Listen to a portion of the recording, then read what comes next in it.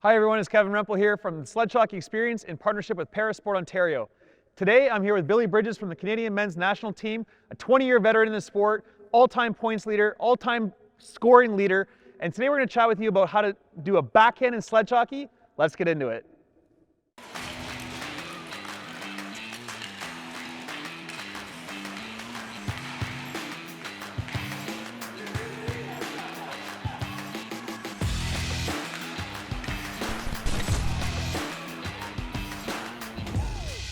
So Billy, when players get involved in sledge hockey, they're learning how to shoot. We've talked about a few fundamentals in some other videos, but when it comes to backhands, what are some of the first things that a player should consider when trying to raise the puck?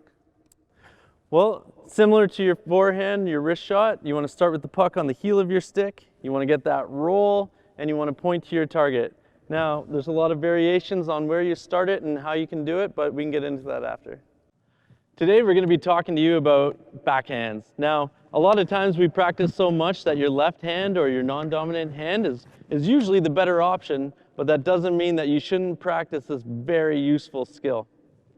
Now, similar to the wrist shot, you want to start with the puck on the heel of your stick, okay? Because the most crucial thing about the backhand, in my opinion, is that roll.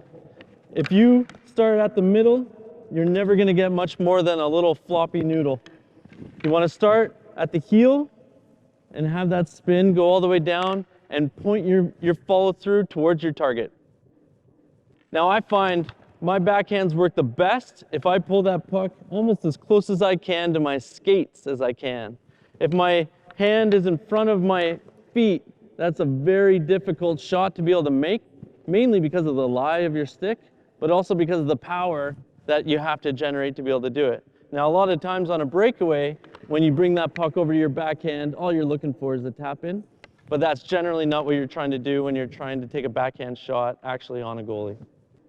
So, minimal stick handles in your practice, as always. You want to bring the puck into your sled, have the puck start on the tape, or if you're using a warrior stick where the W is, that's where I always start my backhands. You want to have that roll and point up to your target.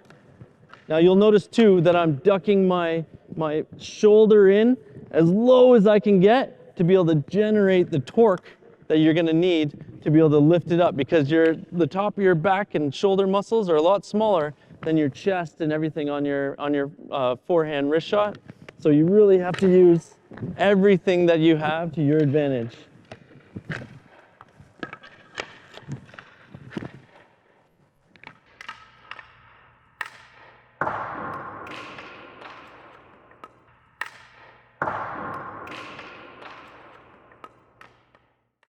Now, similar to wrist shots, snap shots, slap shots, the only way you can get better is by practice.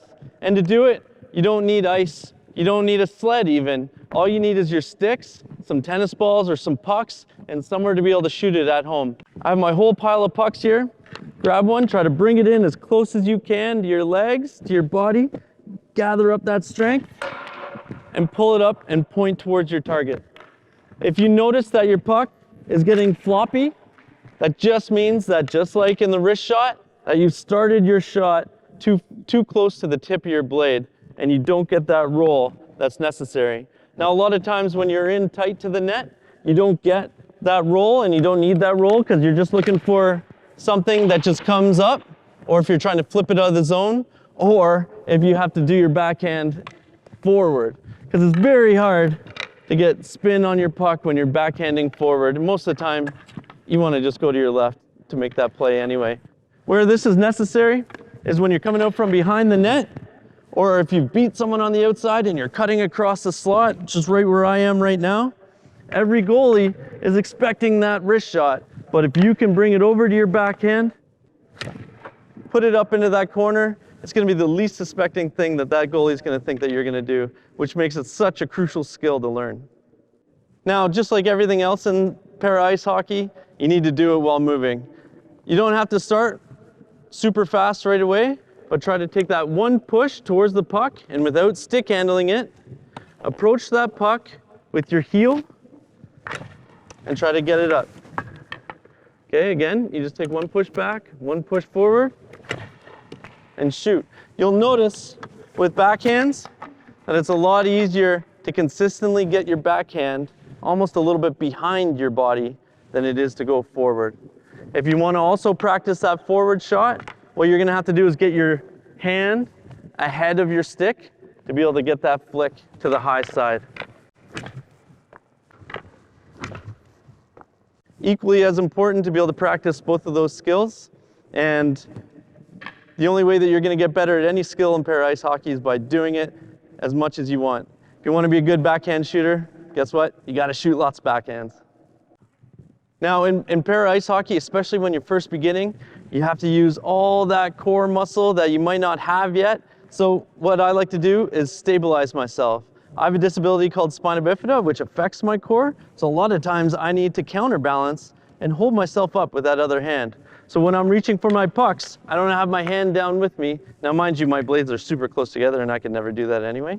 But I like to dig my picks in, be nice and stable, and take my shots. And that's the same thing for every other shot that I'm doing, and even face-offs as well.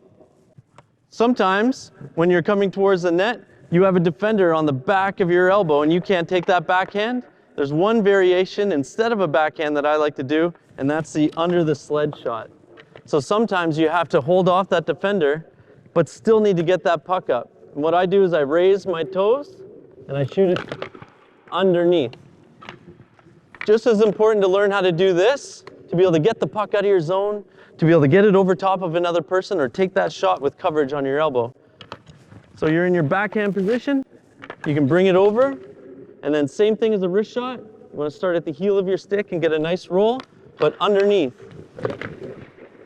Just like that. Now, just like with every other puck skill in our sport, you need to learn how to do it with your non-dominant hand.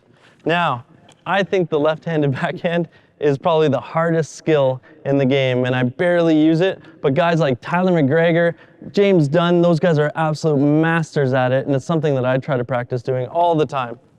Now, just like with my other left-handed skills, I try to simplify it, start with the puck on the heel, and get a nice roll.